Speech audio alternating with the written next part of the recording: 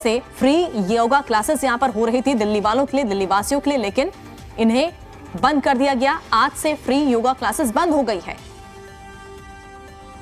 उन्होंने ये भी कहा कि दिल्ली में शानदार स्वास्थ्य सुविधाएं मौजूद हैं, उपलब्ध कराई जा रही हैं। के नशे में, अहंकार के नशे में इन लोगों ने केवल पेटी पॉलिटिक्स के चलते इन्होंने इसको बंद कर दिया। जब से ये खबर, पिछले कुछ दिनों से समाचार ये चल रहा है कि योगा की क्लासेस बंद होने वाली है, योगा क्लासेस बंद होने वाली है, लोगों में बहुत गुस्सा है इसको लेके, बहुत ज़्यादा। और आज जब अखबारों में छपा कि ये योगा क्लासेस बंद होने वाली हैं, मेरे पास कई टीचर्स के फ़ोन आए जो टीचर्स ये क्लासेस लेते हैं। उन टीचर्स ने कहा कि सर क्लासेस बंद नहीं होनी चाहिए, हम क्लासेस करेंगे, हम पेमेंट नहीं लेंगे, हम बिना पेमेंट के क्लासेस करेंगे। मेरे पास देश भर से कई लोगों के फ़ोन आए कि सर हम डोनेशन देंगे, हम क्लासेस, जो टीचर्स हैं उनकी तनख्वाह हम देंगे, पर आप क्लासेस मत रोकिएगा, योगा क्लासेस मत रोकिएगा। जिस किस्म से, जिस तरह से लोगों का समर्थन मिल रहा है इस पूरे योगा के प्रोग्राम को, मैं उसके लिए काफ़ी मैं सबका शुक्रिया अदा करता हूं। तो मैं आज ये ऐलान करना चाहता हूं कि योगा क्लासेस बंद नहीं होंगी, योगा बंद नहीं होगा। ये लोग अपने सत्ता के अहंकार में कानून का दुरुपयोग करके, अफसरों को डरा धमका के, एडमिनिस्ट्रेशन का गलत दुरुपयोग करके ये चाहे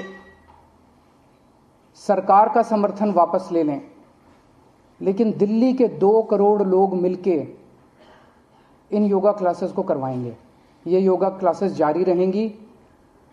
मेरी सभी टीचर्स से अपील है कि आप योगा क्लासेस में कल से जाइए, आप योगा क्लासेस लीजिए। मुझे अगर घर घर जाके भीख भी मांगनी पड़ेगी कटोरा लेके, मैं खुद जाके भीख मांगूंगा लोगों से और आपकी पेमेंट करूंगा। जो भी आपके चार्जेस हैं वो मैं चार्जेस दूंगा और योगा क्लासेस होंगी। योगा क्लासेस को रोका नहीं जाएगा।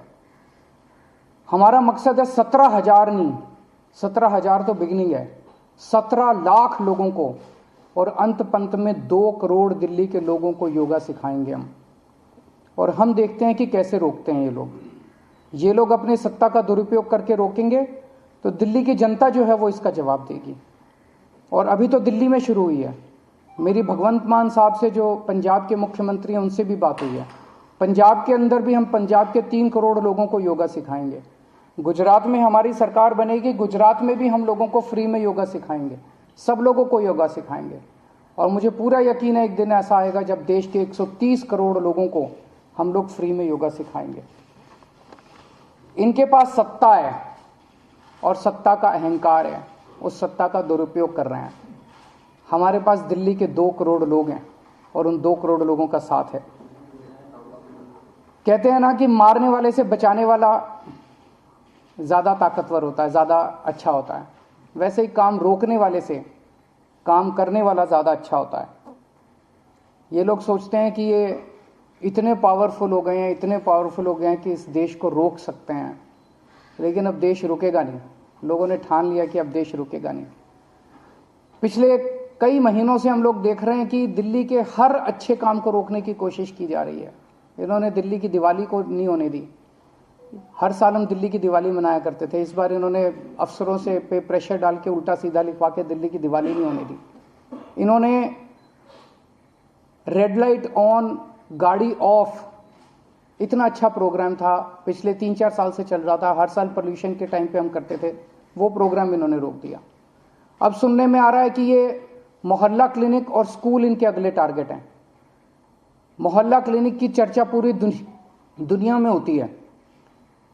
अब मुझे पता चला है कि ये दवाइयों के, जो मोहल्ला क्लिनिक में फ्री दवाइयाँ देते हैं, उनके टेंडर रोकने वाले हैं। मुझे पता चला है कि जो मोहल्ला क्लिनिक में फ्री टेस्ट करते हैं हम लोग, उनके टेंडर रोकने वाले हैं। मुझे पता चला अस्पतालों में जो कच्चे कर्मचारी हैं उनको तंग करने वाले हैं। स्कूलों के अंदर गेस्ट टीचर्स को तंग करेंगे, उनको निकालने की कोशिश करेंगे, कच्चे कर्मचारियों को तंग करेंगे ताकि स्कूलों में बाधा पहुँचे, स्कूलों में पढ़ाई में अड़चन आए बच्चों के, ताकि मोहल्ला क्लिनिक में बाधा पहुंचे, मोहल्ला क्लिनिक में अड़चन आए, अस्पतालों में अड़चन आए। ये हर चीज़ रोकना चाहते हैं। पर मैं दिल्ली के लोगों को यकीन दिलाना चाहता हूं, विश्वास दिलाना चाहता हूं कि आप बिल्कुल चिंता मत करना। मैं आपके साथ खड़ा हूं, मैं आपकी ढाल बन के खड़ा हूं। जितना बीजेपी और एलजी साहब मिलके दिल्ली के कामों में अड़चन अड़ाएंगे, मैं एक भी काम को रुकने नहीं दूंगा। आपका बेटा आपके साथ खड़ा है, आपका भाई आपके साथ खड़ा है, एक भी काम मैं रुकने नहीं दूंगा। उसके लिए मुझे जो भी करना पड़े, जैसे इन्होंने योगा क्लासेस रोकी, लेकिन योगा क्लासेस को रुकने नहीं देंगे। ये मोहल्ला क्लिनिक को रोकने की कोशिश करेंगे, मोहल्ला क्लिनिक हम रुकने नहीं देंगे। ये स्कूलों में अड़चन अड़ाने की कोशिश करेंगे, हम स्कूलों को रुकने नहीं देंगे। ये लोग अस्पतालों को रोकने की कोशिश करेंगे, हम अस्पतालों को रुकने नहीं देंगे। दिल्ली का कोई काम नहीं रुकने देंगे। एलजी साहब और बीजेपी जितने तीर चलाएंगे दिल्ली के लोगों के ऊपर, मैं दिल्ली के लोगों के सामने खड़ा होकर उन सारे तीरों को झेलूंगा और जनता को किसी तरह की तकलीफ नहीं होने दूंगा। सर, उनकी तरफ से कहा जा रहा है कि फाइल नहीं पहुंची। ये रिफाइल मैं लेके आया हूँ। वो मैं कल से देख रहा था, एलजी साहब कह रहे हैं कि फाइल नहीं पहुंची है। 26 अक्टूबर को मनीष सिसोदिया के सिग्नेचर हैं, या तो 26 को ही पहुंच गई होगी या 27 को पहुंच गई होगी। जो हम देख रहे हैं, रस्साकशी चल रही है, जो वर्ड्स इस्तेमाल किए जा रहे हैं, उन्होंने जो पहला आपको खत लिखा जिसको कर्तव्य पत्र कह रहे हैं, उसके अंदर आपके लिए एड्रेस किया निर्लज्जता वर्ड का। कई बार कह रहे हैं आप झूठ बोलते हैं, आप कहते हैं कि भाजपा की सरकार है। मैं देख रहा हूं कि एलजी साहब की तरफ से जो शब्द आ रहे हैं, बहुत गाली गलौज लिखते हैं, उससे मेरे को किसी तरह की तकलीफ नहीं है।